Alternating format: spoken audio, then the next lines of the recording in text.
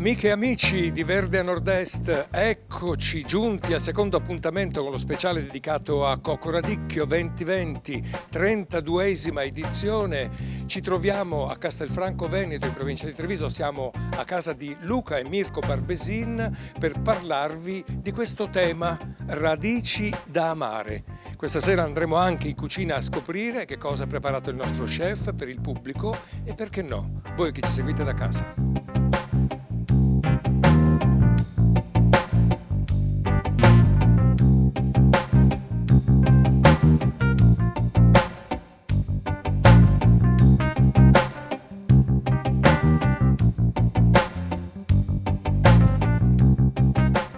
È il momento dell'incontro con il nostro Mirko Barbesin, tema stimolante quest'anno, le radici da amare. Mirko. Le radici sono anche, è un tema molto stimolante perché si parte da un nostro territorio, da un qualche cosa dove si nasce e che si apre con mille sfaccettature nella cucina e quindi apre moltissime idee. Il nostro Fabrizio si è sbizzarrito stasera. Ha fatto anche lui del suo meglio, non è così facile.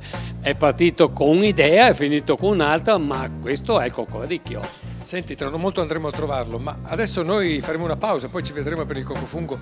Che succede nel frattempo? Hai un giardino bellissimo quest'estate che ti aspetta?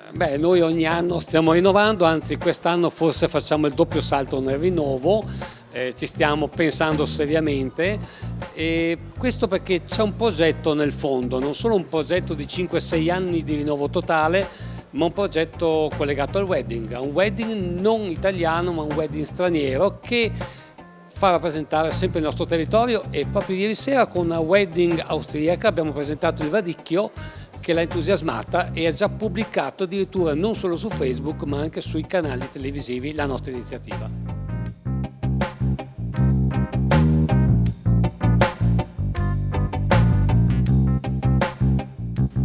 Incursione in cucina come tradizione del resto con questi speciali. Fabrizio, questa rosetta di salmone all'aneto, cosa ci hai messo ancora? Allora, abbiamo fatto una julienne di rosa di Castelfranco proprio in una sfera di vetro e con una radice che è il curcuma e una carota che è sempre una radice che è anche quella. Devo dire, ti dà modo di sbizzarrirti questo menù stasera? Sì, perché è talmente ampio che ci sono tante cose da metterci, vuol dire, sono proprio infinite.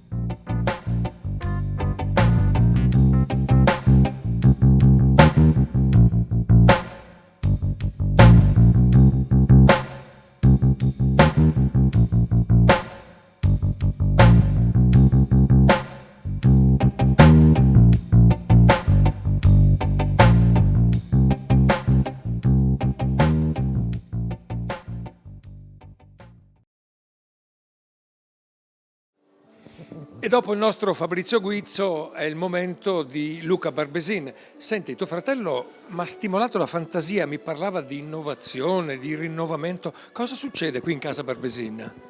Ma queste sono cose innovative dell'anno prossimo, non si dicono adesso.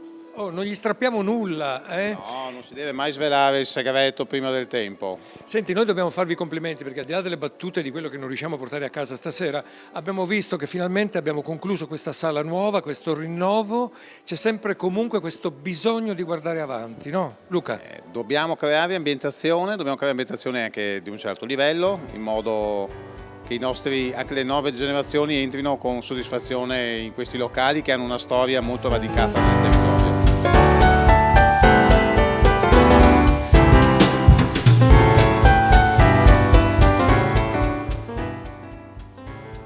Siamo arrivati alle battute conclusive di questo secondo speciale dedicato a Cocco Radicchio qui a Castelfranco Veneto da Barbesin.